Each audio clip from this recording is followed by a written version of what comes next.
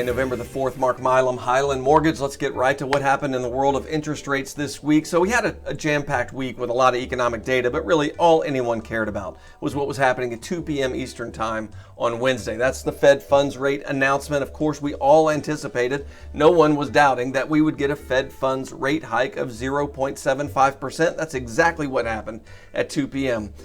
And unfortunately, most of us anticipated what would happen at 2:30 when the Fed chairman got in front of a microphone and began talking, because this has been a familiar pattern. We have had now 4 3/4 point rate hikes. 4! The market always responds favorably when what they anticipate is going to happen happens.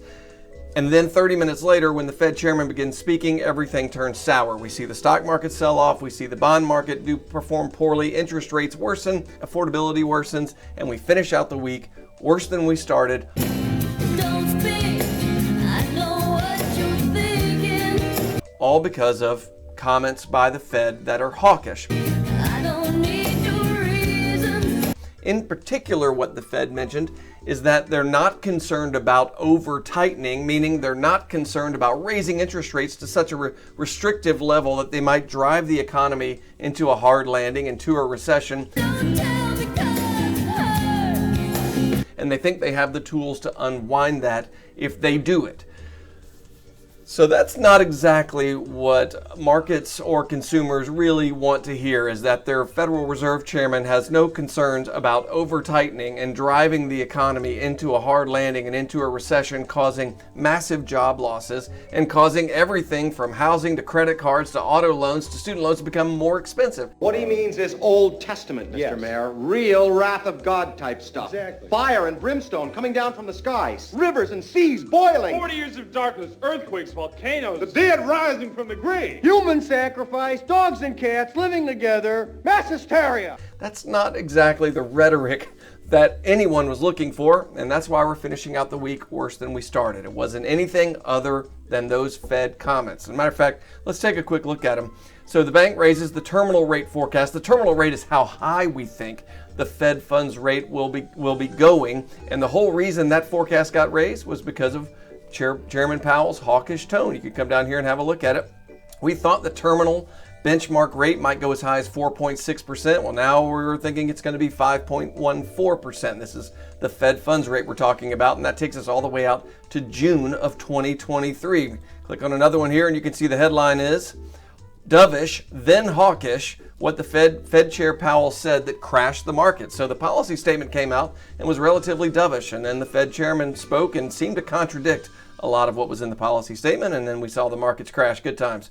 Full recap here. This is from CNBC, a full recap of the latest Fed rate hike and Chairman Jerome Powell's market-moving news conference. I want to focus in on one thing. Let me slip down here and say, Powell says the path to a soft landing, and for those of you that haven't been paying attention, a soft landing is slowing the economy to where we don't necessarily go into a recession, or if we do, it's a really mild one. That's a soft landing. That's what we all would love. So Powell says the chances of a soft landing have narrowed. And this is on Wednesday, November the 2nd, 2022, this past week. He said it's still possible for the Fed, but he believes that path has narrowed. And then he goes on to say, and this is what made me choke on my water here. It said, we've always said it was going to be difficult to achieve a soft landing.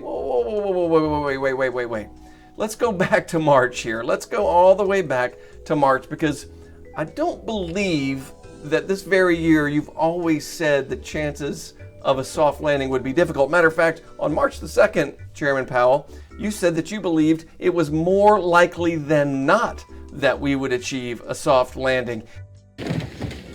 Jerry, just remember, it's not a lie if you believe it.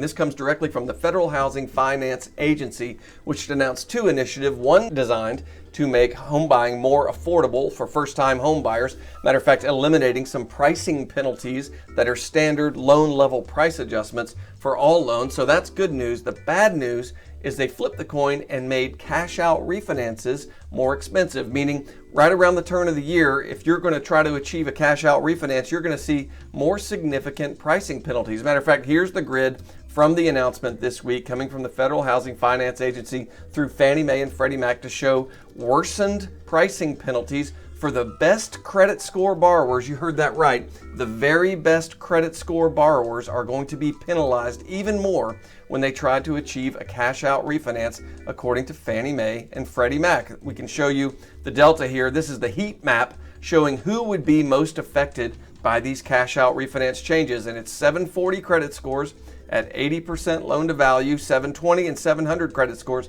These are the folks that are going to get dinged when they go to cash out refinance moving forward after turn of the year. So that being said, if you think a cash refinance is out in your future, the sooner you move on that, the better, because it's going to get a lot more expensive come turn of the year. All right, if I can be of any help to you over the weekend, don't hesitate to reach out, mark.milam@highlandmtg.com. Have a good weekend.